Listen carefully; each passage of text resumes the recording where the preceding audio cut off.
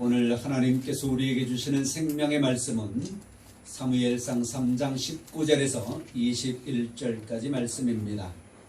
하나님께서 여러분 각자에게 주시는 생명의 말씀으로 다같이 말씀을 합독하겠습니다. 사무엘이 자라매 여호와께서 그와 함께 계셔서 그의 말이 하나도 땅에 떨어지지 않게 하시니 단에서부터 브엘세바까지의 온 이스라엘이 사무엘은 여호와의 선지자로 세우심을 입은 줄을 알았더라. 여호와께서 실로에서 다시 나타나시되 여호와께서 실로에서 여호와의 말씀으로 사무엘에게 자기를 나타내시니라. 아멘. 할렐루야. 오늘 말씀의 제목을 한번 우리가 다 같이 복창해 보겠습니다. 여러분에게 여호와께서 나타나시기를. 아멘. 아멘. 여러분 모두에게 여호와 하나님께서 나타나시기를 주님의 이름으로 축원합니다. 아멘. 오늘 사무엘에 관한 말씀입니다. 사무엘의 성장 과정을 간략하게 우리가 살펴본다면 엘가나와 또 한나의 가정에서 기도를 통하여 이 세상에 출생하게 됩니다. 하나님께서 주셨습니다. 기도로 인하여 얻은 아들입니다. 1장 24절부터 보면 이 사무엘의 성장 과정 가운데 젖을 뗀 후에 여호와께 드려졌다라고 말씀합니다. 여호와 하나님께 드려진 사무엘입니다. 그리고 그 다음에는 2장 11절의 말씀에 보면 제사장 엘리 앞에서 여호와를 섬겼다. 2장 18절에도 여호와를 섬겼다라고 말씀을 해요. 그런데 이때까지만 해도 제사장 엘리 앞에서 제사장 엘리의 보살핌을 받는 가운데 여호와 앞에서 자라났다. 그러면서도 그 어렸을 때부터도 여호와를 섬기는 것을 배우고 자랐다라고 성경은 말해요. 제사장 엘리 앞에서. 그런데요, 저는 말씀을 보는 중에 와! 새로운 것처럼 보여진 말씀이 있었습니다. 그게 뭐냐 하면 2장 11절에는 제사장 엘리 앞에서 그렇게 말씀하는데요. 2장 21절에 가서 보니까 무려 10절 지난 그 말씀에 보니까 거기에는 아이 사무엘은 여호와 앞에서 자라니라 그렇게 말씀해요. 2장 11절은 엘리 앞에서 자랐다라고 하는데 21절에는 여호와 앞에서 자라니라. 와, 불과 뭐 얼마나 성장했을까요? 나이가 얼마나 더 먹었을까요? 그런데 엘리 제사장 앞에서 자라던 이 사무엘이 금방 여호와 앞에서 자랐다라고 하는 것으로 성경이 바뀌어지는 것을 볼 수가 있었습니다. 우리의 믿음은 전진해야 합니다. 우리의 믿음은 성장해야 합니다. 우리의 육신의 나이에 상관없이 갓 예수님을 믿으면 영적 갓난 아이예요. 영적 갓난 아이가 자라나지 않으면 예수를 믿는 그 연수는 10년, 20년, 30년이 지나도 영적 갓난 아이에 머물러 있으면 안 되겠지요. 엘리 제사장 앞에서 어렸을 때는 자라던 아이가 이제는 여호와 앞에서 자라는 거예요. 여호와를 그렇게 섬기는 거예요. 성장한 거예요. 우리의 믿음도 영적 갓난아이에서 영적 유치원생으로, 영적 초등학생으로, 영적 대학생으로, 영적 청년으로 이제는 자녀를 산출해낼 수 있는 영적 어른으로 성장해 나아가야 합니다. 그러지 않으면 하나님 앞에는 많은 열매로 올려드릴 수가 없는 것이지요. 그러던 것이 2장 26절에 가서 보니까 이렇게 말해요. 그 사무엘이 점점 자라매 여호와와 사람들에게 은총을 더욱더 받더라. 와, 이제는 여호와만 섬기는 것이 아니라 하나님께로부터, 여호와 하나님께로부터 은총을 더 받았습니다.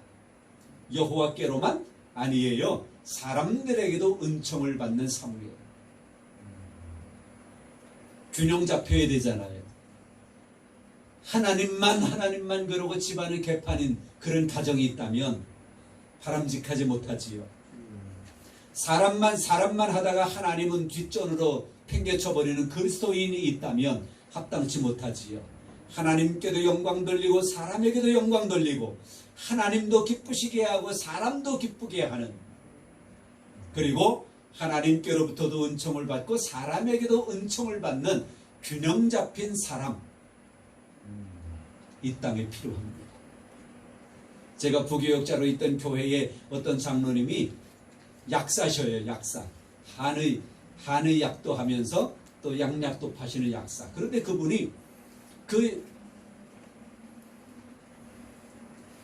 약국에서 조그만 기념품을 선물을 했어요. 그게 뭐냐면 줄자 있죠.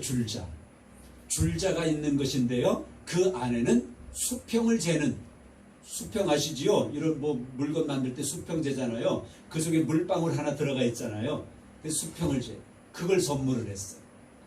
제가 그걸 보면서 의미를 알고 있으면서도 장로님께 직접 들어보려고, 장로님, 이 줄자와 이 수평은 무슨 의미입니까? 여쭤보니까 그분이 그런 말씀을 하셔요.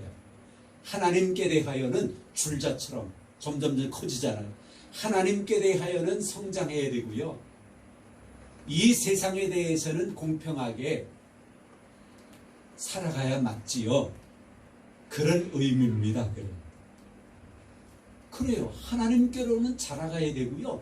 세상에 대해서는 여러분들 모든 사람과 더불어 공평을 이룰 수 있는 그런 세상, 아름다운 세상이 아니겠습니까? 자, 그렇게 자라났어요. 그러다가 3장 1절부터 10장까지 말씀에 여호와께 부름을 받는 사무엘이 등장합니다. 그러다가 오늘 본문의 말씀이 기록이 되어진 것입니다.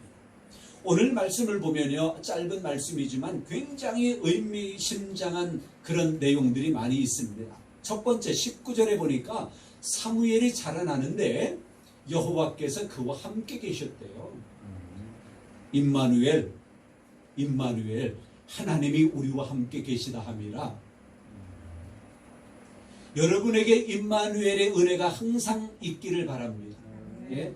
여호와께서 그와 함께 계셔서, 여호와 하나님께서 여러분과 함께 계시기를 바랍니다. 모세, 기드온, 예레미야, 이러한 사람들을 부르셔서 하나님께서 자신의 일꾼으로 세우실 때에 등장하는 표현입니다. 여호와께서 함께 계신다. 이 함께 계신다라고 하는 것은요, 내 옆에 계신다, 뭐 존재로서만의 의미가 아니라 굉장히 깊은 의미심장한 말씀이 여기에 담겨져 있어요. 왜 함께 하셨다고 했을까요? 엘리 제사장으로 보세요. 대제사장. 하나님께서 대제사장 엘리의 가문을 완전히 버리시고 멸절시켜 버리셔요.